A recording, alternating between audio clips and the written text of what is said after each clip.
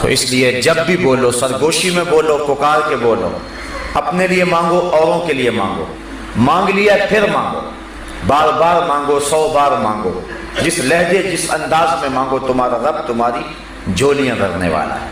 لیکن کچھ وقت، کچھ جگہیں، کچھ مقام ایسے ہیں کہ جہاں ایک مانگو تو کروڑ عطا کرتا ہے۔ کچھ اوقات شریفہ ہیں، کچھ مقامات شریفہ ہیں، یعنی کچھ جگہیں ایسی ہیں۔ میدان عرفات میں مانگو، کعبۃ اللہ کے سامنے مانگو، ملتزم پہ مانگو، اور جہاں اللہ کی رحمتوں کے اترنے کا یقین و اذعان ہے وہاں مانگو، کسی نیک بندے کے پاس بیٹھ کر کے مانگو۔ تو جہاں مواقع اچھے ہیں وہاں مانگو تو عطا کرتا ہے۔ پھر کچھ دن اور کچھ لمحے ایسے ہوتے ہیں جن لمحوں میں دعا قبول ہوتی ہے۔ یوم عرفہ کو مانگو، ہفتے کے اندر جو دن ہیں 7 ان میں جمعے کے دن مانگو، مہینوں میں رمضان کے ماہ نور میں مانگو۔ اسی طرح ساعتوں اور گھڑیوں کو لیں تو پچھلی رات کے درمیانی حصے میں مانگو، فرض نمازوں کے بعد مانگو تو وہ تمہارا رب تمہاری دعاؤں کو مستجاب فرمائے گا۔ دعاؤں، التجاؤں اور تمناؤں کو اپنے رب کے حضور پیش کرنا، یہ اپنے رب سے ہم کلام ہونے کا ایک بہانہ ہے۔ ایک بزرگ سے پوچھا گیا دعا کیا ہے؟ کہا ایک گناہ کیا تھا، 20 سال ہو گئے توبہ کرتے ہوئے۔ ایک گناہ کیا تھا، 20 سال توبہ کرتے گزر گئے، روز اٹھ کے مانگتا ہوں، روز اٹھ کے توبہ کرتا ہوں، روز اٹھ کے اس کے در پہ حاضر ہوتا ہوں۔ تو ایک گناہ کیا تھا اور 20 سال سے مانگ رہا ہوں، 20 سال سے توبہ کر رہا ہوں۔ اس کی چوکھٹ پہ آنے کا ایک بہانہ ہے، تو اس سے مانگتے رہو، اس کے حضور حاضری دیتے رہو، اس کی چوکھٹ پہ اپنا دامن پسارتے رہو، اپنی جھولی پھیلا۔ حضرت ابو ہریرہ رضی اللہ تعالی عنہ سے روایت مروی ہے، لیس شیء اکرم عند اللہ من الدعاء، اللہ کے نزدیک دعا سے زیادہ عزت والی کوئی چیز نہیں ہے۔ وہ سب سے زیادہ اس بات کو پسند کرتا ہے کہ میرا بندہ میرے حضور دعا کرے۔ اور ایک حدیث کے لفظ ہیں کہ جو شخص خوشحالی کے دنوں میں دعا کرتا ہے اللہ تعالیٰ تنگی کے دنوں میں اسے یاد رکھتا ہے۔ جب خوشحالیاں ہوں، جب اللہ آسودگی اور بہاریں عطا فرمائیں، تو جب تنگی کے دن ہوں تو اللہ تعالیٰ جل شانہ اس پر اپنی رحمتوں اور کرم نوازیوں کا نور نازل فرماتا ہے۔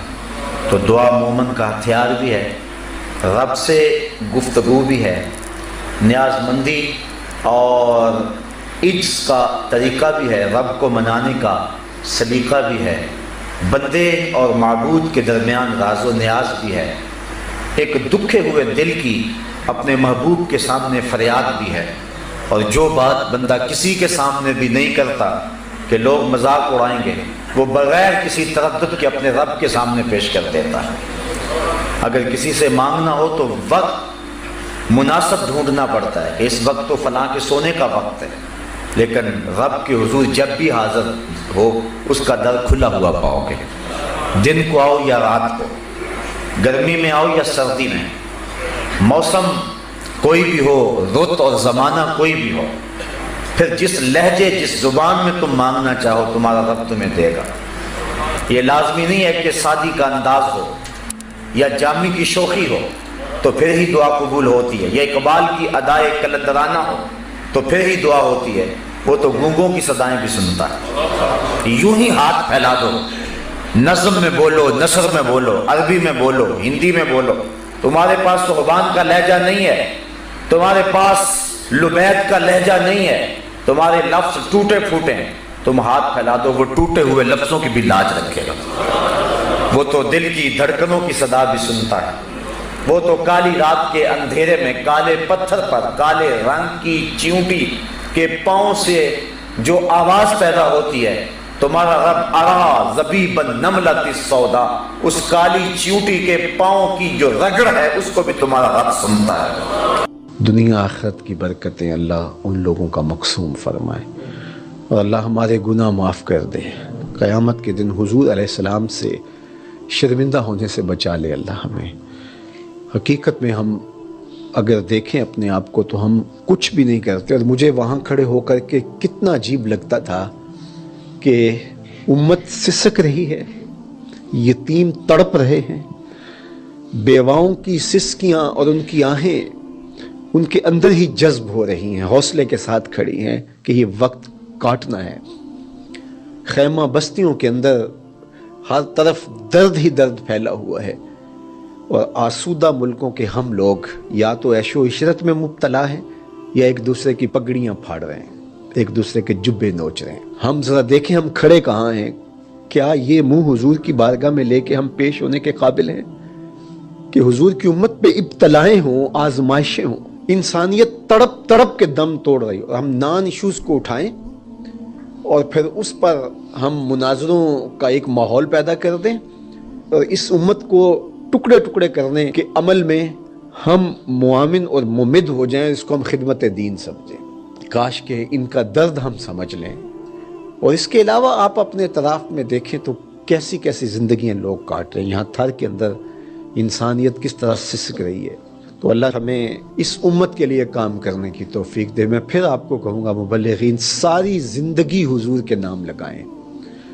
मैं ये ना सुनूं कि आपके दिल के किसी मख्फी खाने के अंदर भी हुसूल ज़र की ख्वाहिश पनप रही हो या शोहरत की आरज़ुएं नश्व नमा पा रही हों, अपने आप को किसी से अफजल समझ रहे हों, कि आप समझ रहे हो कि हम बड़ा काम कर रहे हैं। यकीन जानिएगा कि सहरा के अंदर पड़ा हुआ हकीर ज़र्रा जिस तरह होता है, मैं उन खैमों के अंदर खड़ा होकर अपने आप को उससे भी कम तर समझ रहा था। मैं अपने आप से बार बार सवाल कर रहा था कि तुम इतनी आसूदा ज़िंदगी गुजारते हो, ये रसूलुल्लाह की उम्मत, ये अंबिया की औलाद यूं तड़प रही है, तुमने क्या किया है इस उम्मत के लिए? तुम मत समझे कि हमने कुछ किया, हमने कुछ भी नहीं किया, हमारी औकात ही नहीं है। अगर हम देखें कि किस हालत में हुजूर की उम्मत है इस वक्त, तो इसलिए अपने आप को फना कर दें, अपने आप को बिल्कुल ना समझें कि हम कुछ हैं और अपने अंदर कोई ख्वाहिश ना पलने दें। ये सब कुछ देखने के बावजूद क्या हम एक आसूदा और अच्छी ज़िंदगी की आरज़ू कर सकते हैं जबकि हुजूर की उम्मत यूं तड़प रही हो? और मैं फिर आपको कहूँगा कि ये उलमा की बाहमी लड़ाइयाँ आपस में कभी भी हिस्सेदार ना बने, कभी पोस्ट भी शेयर ना करें। खुदा की कसम क्या हुजूर के कलेजे पे गुजरती होगी, क्या हुजूर के कल्बे अथर पे गुजरती होगी।